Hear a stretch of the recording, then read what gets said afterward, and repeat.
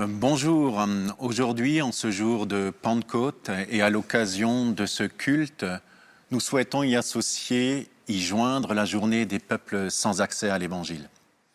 La Pentecôte est une fête chrétienne où en général on célèbre l'effusion du Saint-Esprit à Jérusalem et qui constitue aussi la naissance de l'Église.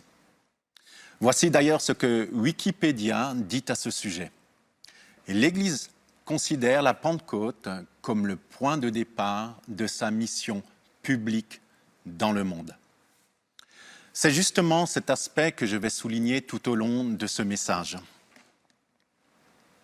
Lisons d'ailleurs ce que Jésus dit à ce sujet, dans Acte 1, verset 8. « Mais le Saint-Esprit descendra sur vous, vous recevrez sa puissance et vous serez mes témoins à Jérusalem, dans toute la Judée, la Samarie et jusqu'au bout du monde. » La Pentecôte a marqué en fait une étape supplémentaire dans l'accomplissement de la promesse faite à Abraham concernant toutes les familles, tous les peuples de la terre. C'est d'ailleurs ce que l'apôtre Pierre souligne dans Acte 3 au verset 24 et 25, tout simplement pour voir ce qui s'est passé. Et c'est à cette occasion que l'apôtre Pierre donna sa deuxième prédication. Et je vais le lire dans Acte 3, au verset 24 au 25, c'est la fin de sa prédication, et voici ce qu'il dit. « Tous les prophètes qui ont parlé depuis Samuel et ses successeurs ont annoncé aussi d'avance les temps que nous vivons aujourd'hui. Vous êtes les héritiers de ces prophètes, les bénéficiaires de l'alliance que Dieu a conclue avec nos ancêtres lorsqu'il a promis à Abraham « Toutes les familles de la terre seront bénies à travers ta descendance. » Qu'est-ce qui s'est passé le jour de la Pentecôte et qui souligne cet aspect transculturel et qui marque en fait le départ de la mission publique de l'Église dans le monde, comme le dit si bien Wikipédia. Eh bien, continuons à lire Actes des Apôtres, ce fameux récit de la Pentecôte. Je lis dans Acte 2, au verset 1, selon la Bible annotée. « Le jour de la Pentecôte étant arrivé, ils étaient tous ensemble dans le même lieu. Et il se fit tout à coup du ciel un bruit semblable à celui du vent qui souffle avec violence. Et il remplit toute la maison où ils étaient assis. Et des langues séparées comme du feu leur apparurent et se posèrent sur chacun d'eux. Et ils furent tous remplis de l'Esprit Saint et ils commencèrent à parler en d'autres langues, selon que l'Esprit leur donnait de s'exprimer. Or, à Jérusalem demeuraient des Juifs, hommes pieux de toutes les nations qui sont sous le ciel. Or, ce bruit ayant eu lieu, la multitude s'assembla et fut confondue de ce que chacun les entendait parler dans son propre dialecte. Ils en étaient dans la stupeur et l'étonnement, se disant les uns les autres, « Ces gens-là qui parlent, voici, ne sont-ils pas tous galiléens ? Comment donc les entendons-nous, chacun dans le propre dialecte du pays où nous sommes nés ? Parthes et Mèdes et Élamites et ceux qui habitent la Mésopotamie, la Judée et la Cappadoce, le Pont et l'Asie, la Phrygie et la Pamphylie, l'Égypte et les quartiers de la Libye qui est près de Cyrène, et Romains en séjour, Juifs et prosélytes, Crétois et Arabes, nous les entendons annoncer en nos langues les choses magnifiques de Dieu. » Sur votre écran, maintenant, vous voyez apparaître une carte qui indique d'où sont venus ces Juifs, ces nombreux Juifs ou prosélytes représentant les 15 nations que je viens de citer dans la lecture de ce récit de la Pentecôte. Et vous voyez sur cette carte que certains venaient de Rome, d'autres de la Libye ou de l'Égypte, d'autres du Moyen-Orient, de l'Arabie, de la Mésopotamie, d'autres de l'actuelle Turquie, le Pont, la Cappadoce, la Pamphylie. Et qu'est-ce qui s'est passé ?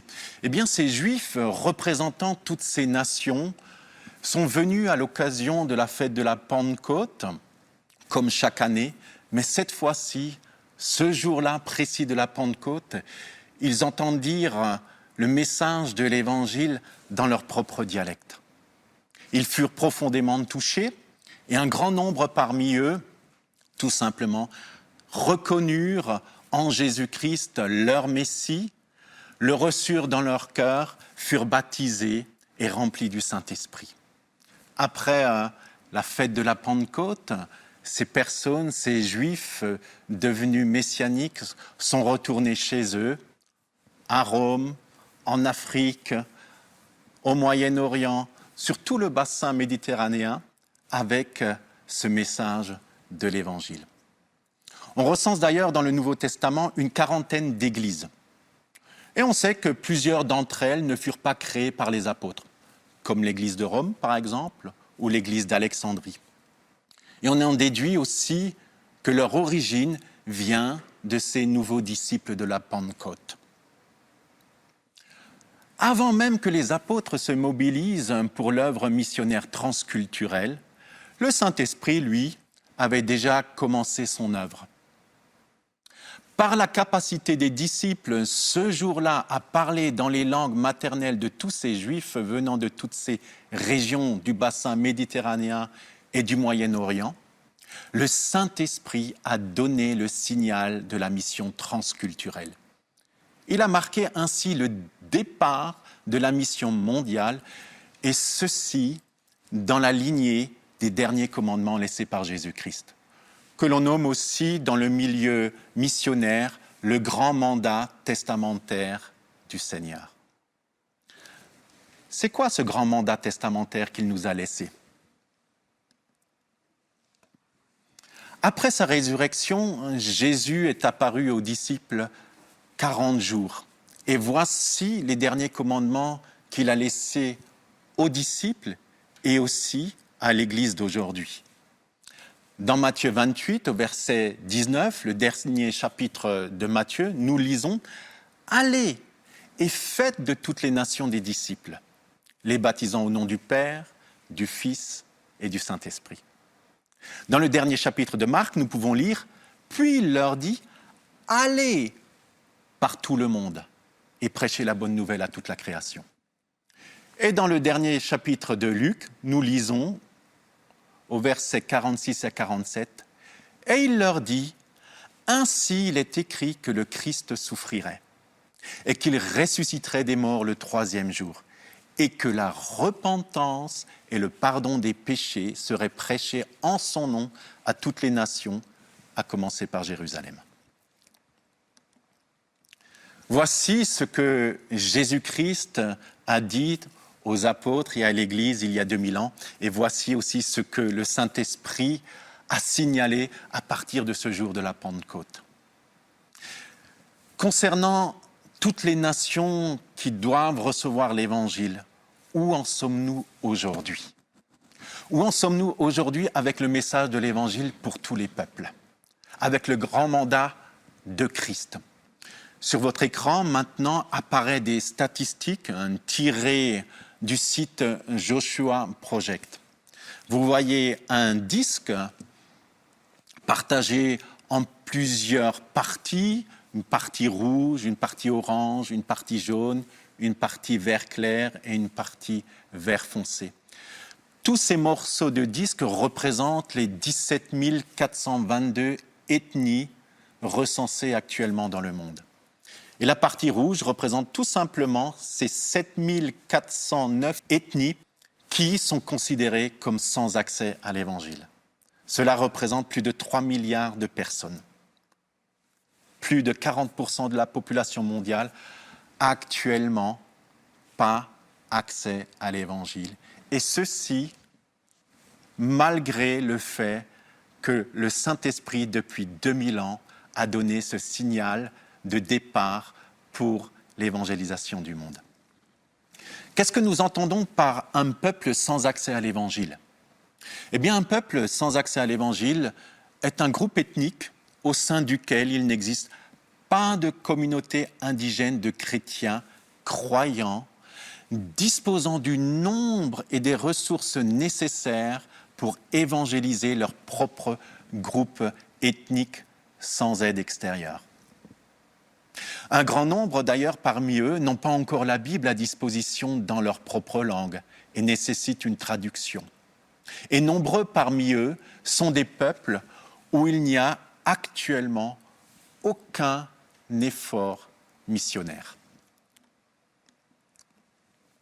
Sur votre écran maintenant apparaît une carte représentant ces 17 000 ethnies de toute la terre. Et les points rouges que vous voyez apparaître représentent les peuples sans accès à l'Évangile. Et si vous allez sur le site de Joshua Project, vous trouverez cette carte et en zoomant, vous verriez par exemple que rien qu'en Inde, plus de 2000 points rouges apparaîtront.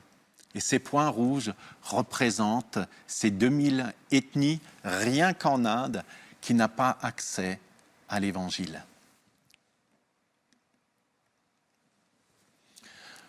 Au vu de ces statistiques, on réalise que le travail, naturellement, n'est pas encore terminé et qu'il y a beaucoup à faire. Ce grand mandat de Christ qui nous a été donné suppose un effort, suppose une prise de conscience, suppose qu'on mette la main à la pâte et qu'on se met au travail. Mais comment faire face à l'ampleur du défi ? Comment faire pour répondre au grand mandat de Christ, à savoir allez et faites de toutes les ethnies, de toutes les nations, de tous les peuples des disciples ? Comment faire pour répondre à notre responsabilité, comme le dit si bien l'apôtre Paul dans Romains chapitre 10 au verset 9 ? Je lis. « Si tu confesses de ta bouche le Seigneur Jésus, et si tu crois dans ton cœur que Dieu l'a ressuscité des morts, tu seras sauvé. Car c'est en croyant du cœur qu'on parvient à la justice, et c'est en confessant de la bouche qu'on parvient au salut. » Je passe au verset 13. « Car quiconque invoquera le nom du Seigneur sera sauvé. » Et voici les questions très pertinentes que l'apôtre Paul nous pose. Comment donc invoqueront-ils celui en qui ils n'ont pas cru ? Et comment croiront-ils en celui dont ils n'ont pas entendu parler ? Et comment en entendront-ils parler s'il n'y a personne qui prêche ? Et finalement, au verset 15, il pose cette question. Et comment y aura-t-il des prédicateurs s'ils ne sont pas envoyés ? Ici, Paul met clairement le doigt sur le problème. Comment les peuples peuvent-ils avoir accès à l'Évangile si personne n'est envoyé ? Et en tant que peuple de Dieu et porteur de ce merveilleux message de l'Évangile, nous avons clairement une responsabilité. En effet, le défi est grand, mais pas impossible à relever. Et là, j'aimerais particulièrement vous encourager, malgré le fait qu'il y a encore plus de 7000 ethnies réparties dans le monde, et en particulier dans cette fameuse fenêtre 10-40. Cette fenêtre représente le monde musulman, le monde hindouiste et le monde bouddhiste. Et c'est dans cette fenêtre 10-40 du globe que l'on retrouve la majorité des ethnies n'ayant point d'accès à l'Évangile. Et c'est vrai que ça peut représenter un défi énorme, mais pourtant, c'est vraiment possible. Et je voudrais vous encourager à croire que c'est possible. Et d'ailleurs, ça va se faire car Jésus l'a promis. Premièrement, il faut tout simplement s'ouvrir à cette vérité biblique que je viens de relever et l'accueillir dans son cœur. Accueillir le mandat donné à l'Église afin que tous les peuples puissent entendre l'Évangile. Deuxièmement, s'ouvrir à l'amour de Dieu qu'il a pour tous les peuples, et cela sans exception. Et je voudrais vous rappeler le passage de Romains au chapitre 5, verset 5, qui dit que Dieu a déversé son amour dans nos cœurs par le Saint-Esprit qu'il nous a donné. Vous voyez, à la Pentecôte, le Saint-Esprit a été déversé sur l'Église. Ce Saint-Esprit est en nous et cet amour de Dieu est en nous. Et également, cet amour est ce fardeau de Dieu pour tous les peuples de la terre. Dieu souhaite que tous les peuples de la terre aient la possibilité d'entendre l'Évangile. Si vous vous ouvrez à cet amour de Dieu et à son fardeau, vous allez découvrir que cette semence qui est en vous, parce que le Saint-Esprit est en vous, elle va commencer à croître, elle va commencer à se former, et vous allez avoir réellement le fardeau des peuples sans accès à l'Évangile. Troisièmement, il suffit de se mettre à l'action en tant qu'individu, et aussi en tant que communauté. Par exemple, en choisissant un peuple et à commencer à prier pour ce peuple. Sur votre écran apparaissent maintenant des exemples de cartes des peuples sans accès à l'Évangile tirées du site Joshua Project. Je voudrais vous donner quelques exemples personnels. L'année dernière, à partir du mois de mars, j'avais décidé de prier particulièrement pour un peuple d'Arabie Saoudite. Et 2 fois, 3 fois, 5 fois par semaine, je priais pour ce peuple. Je priais pour que Dieu ouvre les portes et permette à ce peuple d'Arabie Saoudite de recevoir l'Évangile, d'avoir accès à la parole de Dieu. Et depuis, régulièrement, je prie pour les peuples chinois. Et c'est pour ça que je vous encourage, en tant qu'individu et en tant qu'Église, de rechercher ce contact avec ces migrants pour leur annoncer cette bonne nouvelle de l'Évangile. Il y a une autre manière également de se mettre à l'œuvre, c'est tout simplement en soutenant de manière individuelle ou aussi en tant que communauté des projets missionnaires par la prière, par le soutien financier, par des actions concrètes. Imaginez-vous que vous faites partie d'un peuple en Inde ou en Afrique ou au Bhoutan qui n'a jamais encore eu l'occasion d'entendre l'Évangile et qui va passer cette génération sans avoir eu cette occasion. Il y a naturellement une autre possibilité pour se mettre à l'œuvre, c'est tout simplement en vous laissant appeler au ministère de missionnaire.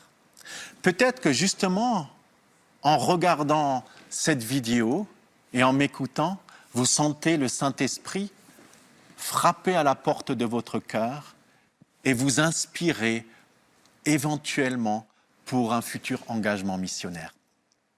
Une autre possibilité également, c'est tout simplement en tant que communauté, en envoyant votre ou vos missionnaires et en les soutenant, et cela de manière organisée. Dans Matthieu, au chapitre 24, verset 14, « Cette bonne nouvelle du royaume sera annoncée dans le monde entier pour que le témoignage en soit présenté à tous les peuples. Et alors viendra la fin. » Vous voyez, au travers de ce verset, le Seigneur Jésus souligne que son retour ne pourra pas se faire avant que tous les peuples, que toutes les nations de ce monde aient entendu l'Évangile. Merci pour votre écoute. Que le Seigneur vous bénisse. Au revoir.